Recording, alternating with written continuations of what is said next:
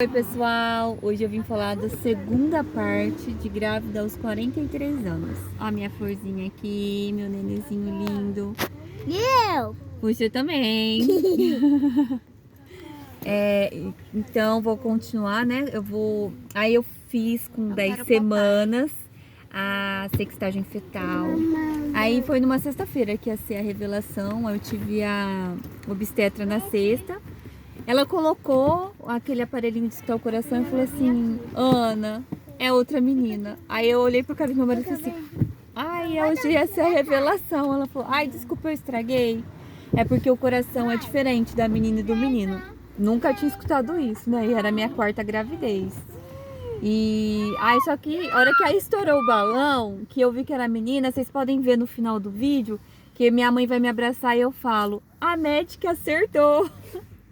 Porque, no fundo, eu queria muito outra menina, sabe? Porque minha mãe tem 4 meninas, né? E eu sempre admirei muito minha mãe. Então eu ficava assim, eu quero ser minha mãe, igual minha mãe. E aí quando eu descobri que ia ser 4 meninas, eu fiquei muito feliz, né? De ter sido igual à experiência que ela teve. E aí, como a gente é 4 irmãs meninas, e eu fiquei já, né, imaginando como ia ser, porque foi uma experiência ótima eu ter tido 3 irmãs. Aí começou os enjoos intensos. Eu não conseguia levar as meninas na escola. Elas começaram a faltar muito, porque eu passava muito mal, não conseguia ficar dirigindo muito cedo, porque principalmente os enjoos eram pior cedo, né? E aí elas começaram a faltar muito. Às vezes eu ia levar elas, eu tinha que parar o carro, vomitar. E entrava no carro e falava: ai, desculpa, vocês vão chegar atrasadas de novo. Elas olhavam pra mim com uma cara, sabe? Mamãe, não se culpa, não é culpa sua. E por isso que eu me orgulho delas. Se fosse outras crianças iam eu me culpar e tal, elas não. Elas tentavam me acalentar e me acolher naquele momento que estava sendo difícil pra mim. E aí eu comecei a sentir muita dor nas pernas, muita. Começou a sair uma variz enorme que saía da minha virilha. E aí a médica falou que meu útero estava cheio de variz, que era uma gravidez de risco por conta disso, que a variz podia estourar, né, do útero, ainda mais quando foi chegando no final da gestação. E ela estava muito grande, gente, ela nasceu com 4,50 kg. Então eu fiquei com uma barriga enorme. Aí fica mais confortável pra você. E aí todas as gravidez, né, as 4 gravidez eu tive a plaqueta baixa. Geralmente era no 5º mês e começava a aumentar no 8º mês. Que aí passava o risco, né, que o risco é a cesárea com a plaquetopenia. Só que da Flor foi o contrário. Eu chegando no 7º mês começou a baixar minhas plaquetas. Cada vez mais. E aí, faltando 2 semanas pra ela nascer, a médica virou e falou pra mim: Ana, suas plaquetas estão 70 mil. Se abaixar menos que isso, se for pra 50, eu vou ter que fazer uma cesárea de emergência com uma anestesia geral. Então eu fiquei desesperada, comecei a rezar muito, mas graças a Deus ela manteve 75 mil.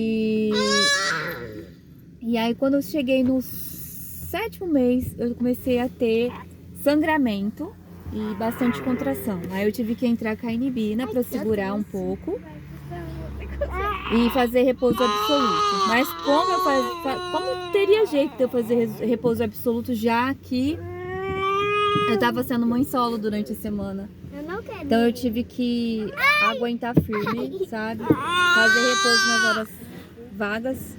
E nas outras horas ter que aguentar firme e falar: não, eu preciso, elas precisam de mim, precisam que eu leve na escola e que continue aquela rotina. Graças a Deus, quando deu 38 semanas, a gente marcou a cesárea, que seria dia 14 de junho, né? Que seria com 39, quase 40 semanas. E aí quando deu dia 7/6 de madrugada, às 4h30 da manhã, eu acordei, fui no banheiro e eu estava com sangue. E a médica já tinha falado: Ana, qualquer tipo de sangramento, um muco preto ou marrom, que é indício de que o tampão tá saindo, você tem que correr para emergência. Então aí como eu cheguei, vi, né, muito sangue na calcinha, eu corri pra emergência. E aí eles fizeram, eu acho que chama taco, pra ver o batimento. Gente, não foi isso, vocês me perdoam que eu não tô lembrando o nome. Eles fizeram e deu que eu tava com contrações fortíssimas. E como era a 4ª cesárea, né, e tava com plaquetopenia. Aí falou, não, e a barriga tava muito grande. Aí falou, vamos fazer a cesárea hoje. E aí falou, olha, tem um monte de gente, você vai ser a última cesárea. Aí eu falei, tá bom. Aí quando deu 6 horas da manhã, a médica chegou e falou, você é a próxima. Aí eu falei, então tá bom. Aí eu fui morrendo de medo. Uma semana antes de acontecer isso, né, quando eu tava com 37 semanas, minha irmã, ela teve a minha sobrinha Helena com 2 meses, né, quase, um pouco menos ou um pouco mais, né, de diferença. E aí umas 2 semanas antes eu vi as duas no carro e eu tive a impressão que eu não ia passar por aquilo, sabe? Foi uma sensação horrível. Eu olhei e comecei a chorar. Ela falou, o que foi? Eu falei assim, não sei, eu tô com a impressão que eu não vou conseguir passar por isso. E eu falo que o pressentimento é tudo, né? E aí eu tive um parto muito conturbado, que eu já fui pra sala de cirurgia me sentindo alguma coisa estranha, sabe? Eu sentia alguma coisa, falava que ia correr errado. E aí no próximo vídeo eu falo do parto, que teve tanto, mas me deixou totalmente traumatizada. Então até o próximo vídeo, pessoal.